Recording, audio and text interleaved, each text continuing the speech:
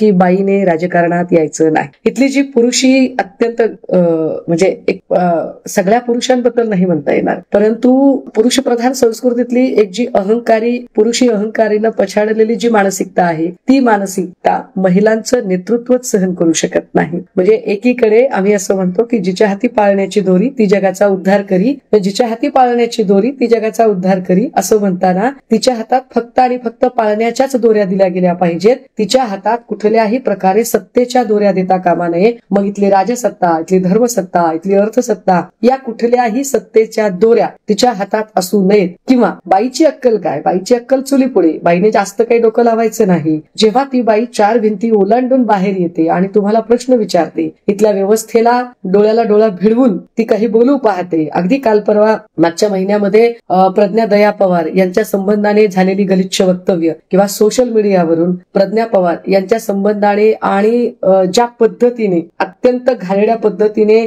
कमरेखालचे त्यांच्यावरचे झालेले वार, हे सगळं जर चित्र बघितलं तर इथे बाई हे सॉफ्ट टार्गेट वाटतं. एखादी बाई लढते, भिडते आणि ती तुम्हाला कशानेच शरण येत नाही, त्यावेळेला तिला शरण आणण्यासाठीचा शेवटचा पर्याय म्हणजे तिच्या चारित्र्यावर शिंतोडे उडवणे, तिच्यावर कमरेखालचे वार करणे. असं झालं की मग ती अडते, ती नडते, ती नागवली जाते आणि तिला नागवण्याचा हा सर्रास प्रयत्न केला जातो. बरं, या सगळ्यांवरती वारंवार अशी वक्तव्य का होतात, का अशा पद्धतीने हे बोललं जातं, तर त्याचं अजून एक कारण असतं की पहिल्याच ठेच मागचा शहाणा. जेव्हा पहिलं वक्तव्य झालं तेव्हा त्याच वेळेला जर त्याला व्यवस्थित एक चाप बसला असेल तर बाकीचे तशी वक्तव्य करायला थोडे घाबरतील, परंतु तसं होत नाही. अब्दुल सत्तारांचं वक्तव्य आलं तेव्हा असं काय सरकारने पावलं उचलली बरं? सरकार पक्षामध्ये ज्या शिंदे गटाचे ते आमदार आहेत त्या शिंदेंनी किंवा त्यांच्या लोकांनी असं काय मोठी गोष्ट केली? किंवा स्नेहल जगतापांच्या बद्दल जेव्हा वक्तव्य आलं तेव्हा शिंदेंनी काय केलं? जे एकनाथ शिंदे 20-20 लाखाचे होर्डिंग लावतात, 1500 टिकल्या आम्हाला देतात आणि 20-20 लाखाचे होर्डिंग लावतात लाडकी बहीण म्हणून.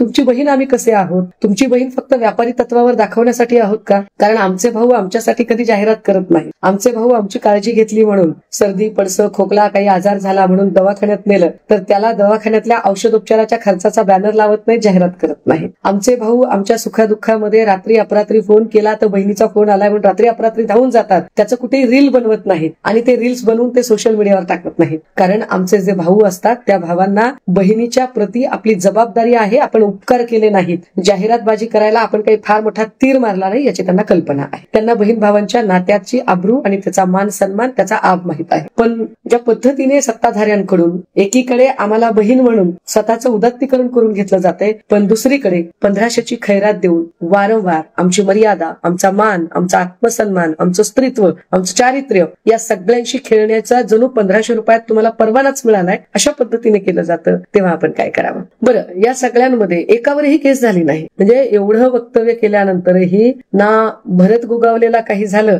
ना आपण बघितलं की लोकसभेच्या प्रचाराच्या वेळेला सुधीर मुनगंटीवारांना काही झालं. म्हणजे सरकार पक्षातल्या लोकांवरती कुठलीही कारवाई करायची इच्छाशक्तीच मुळात नाहीये, त्यांना ती गरज वाटत नाही. प्रज्ञा पवारांच्या संबंधाने सोशल मीडियावर प्रचंड राळ उठवली गेली. हे फार विचार करण्यासारखं आहे की महिला आयोगाच्या अध्यक्ष असणाऱ्या बाई चाकणकर यांना कोणी सहज जरी प्रश्न विचारले आणि त्यांच्या व्हिडिओ खाली जर एखादी वाईट कमेंट आली तर लगेचच त्या मुलांना चलबुलाव केलं जातं, नोटीस पाठवली जाते, त्याच्यावरती कायदेशीर कारवाया वगैरे करण्याची भाषा केली जाते. परंतु तोच न्याय इतर महिलांना अजिबात मिळत नाही. तोच न्याय प्रज्ञा पवार किंवा सुषमा अंधारे यांना अजिबात मिळत नाही. असं का? म्हणजे हा एककल्लीपणा कशासाठी केला जातो? या एककल्लीपणातनं तुम्हाला काय सिद्ध करायचं आहे की तुम्हाला कोणी प्रश्नच विचारू नयेत? आता ज्या पद्धतीने आणि वरून म्हणजे सुजय विखे पाटलांना याच्यावरती अजिबात काही गम्य वाटते असं दिसत नाही. सुजय विखे पाटील म्हणतात की मला मारण्याचा प्लॅन होता. कोण मारणार असेल सुजय विखेंना? सुजय विखेंची दरवेळेची वक्तव्य ही कमालीची दर्पाने भरलेली वक्तव्य असतात. सतत काही ना काही दर्प असतो. मागच्या वेळेला ते म्हणाले की मी इंग्रजी बोलणारा आहे, म्हणजे मराठी बोलणारे सगळे अत्यंत कमी आहेत, हीन दर्जाचे आहेत असं विखेंना सांगायचं होतं का?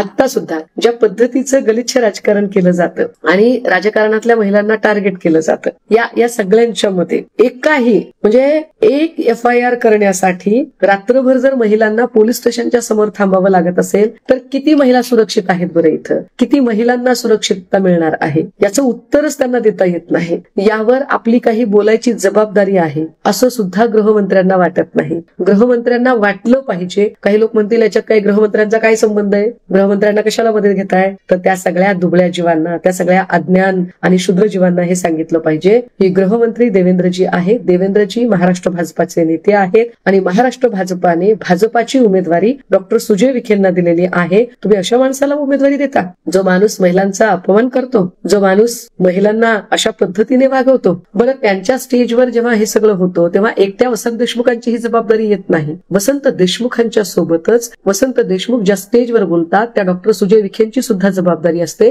आणि त्यामुळे वसंत देशमुखांवर जो गुन्हा दाखल होतोय तोच सुजय विखेंवरही दाखल व्हायला हवा. कारण मंचावर ज्या वेळेला हे सगळं चालू असतं त्यावेळेला सगळ्या हसत खिदळत असतात, समोरचं पब्लिकही टाळ्या वाजवतं, चकाट्या पिटतं. समोरच्या पब्लिकने विचार करावा की असं विधान आपल्या कुटुंबातल्या जर महिलेबद्दल झालं तर आपल्याला कसं वाटेल बरं? ज्या अर्थी आपण टाळ्या शिट्ट्या वाजवतो, आपण चकाट्या पिटतो, त्या अर्थी एका अर्थाने आपण महिलांचं स्थान काय आहे आपल्या नजरेतलं ते दाखवायचा प्रयत्न करतो का? बाई म्हणजे आपल्या पायातली वाहन अशा अंगाने आपण त्या सगळ्या प्रचाराला आणि त्या विचाराला नेऊ पाहतो काय? जी जी माणसं तिथं जमलेली होती आणि ज्यांनी ज्यांनी टाळ्या शिट्ट्या वाजवल्या त्यांच्या घरातल्या महिला, त्या महिलांना याचं काहीच वाटत नसतं का बरं? की अरे माझ्या घरातल्या पुरुषाने या विधानावर इतक्या टाळ्या वाजवल्या, शिट्ट्या मारल्या आणि माझ्या घरातल्या पुरुषाने हे सगळं केलं तर माझा जो पुरुष आहे तो माझा भाऊ आहे, माझा नवरा आहे, माझा मुलगा आहे, काय असेल ते नातं, माझं वडील आहे, बाप आहे, परंतु तो इतर महिलांच्या संबंधाने वक्तव्य होताना जर अशा पद्धतीने उन्मादी चित्कार करत असेल तर त्याचं आपल्याबद्दलचं मत काय असेल बरं? म्हणजे बाई ही कायम उपभोग्य वस्तू आणि बाईकडे अशाच नजरेने आम्ही बघूया अशा पद्धतीने सत्ताधारी वागतात का? राजे हो, हे सगळं वागणं बोलणं जर नीट बघितलं तर मग असं लक्षात येतं की हा विचार हा मनुवादी विचार आहे.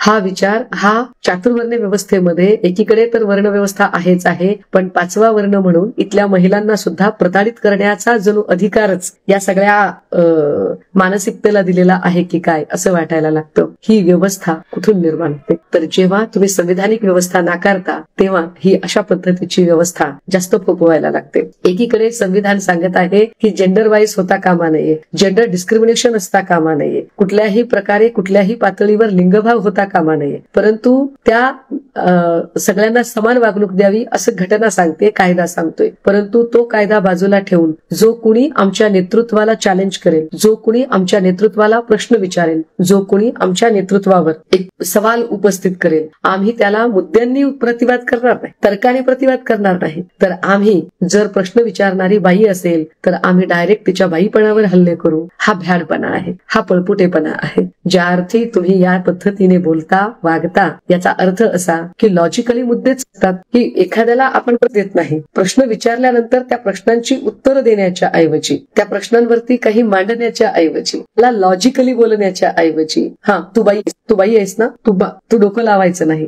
हे जे आहे हे इथली मनुवादी व्यवस्था आहे, जी व्यवस्था बदलली गेली पाहिजे. माझी विनंती आणि आवाहन असेल, महाराष्ट्रातल्या ज्या महिला शिक्षिका असतील, डॉक्टर असतील, पोलीस क्षेत्रात काम करत असतील, अंगणवाडी सेविका, आशा वर्करातली बाई, कुठल्याही क्षेत्रातली, कारण सत्ताधारी पक्षात सुषमा स्वराज जेव्हा होत्या आणि सुषमा स्वराज यांनी एका पासपोर्टच्या संबंधाने एक ट्विट केलं, त्यावेळेला सत्ताधारी पक्षाचेच लोक सुश्मिच्छ आणि वाईट पद्धतीने बोलत होते. हीच अवस्था म्हणजे स्वर्गीय इंदिरा गांधींच्या पासून ते अगदी आत्ताच्या म्हणजे श्रीमती सोनिया गांधी यांनी अत्यंत गलिच्छ पद्धतीचा ट्रेंड चालवणे असेल किंवा बहन मायावती यांच्याबद्दलची गलिच्छ भाषा असेल, ह्या सगळ्या बायकांना सफर का करावं लागतं? असताना पुरुषांना वेगळ्या पद्धतीने ट्रोल केलं जाईल, पण बाईला ट्रोल करत असताना पर्टिक्युलरली तिला बोललं जाणं म्हणजेच तिची गुणवत्ता नाकारणं आहे. ही गुणवत्ता आता याच्यामध्ये अजून एक अतिशहाणा माणूस आला.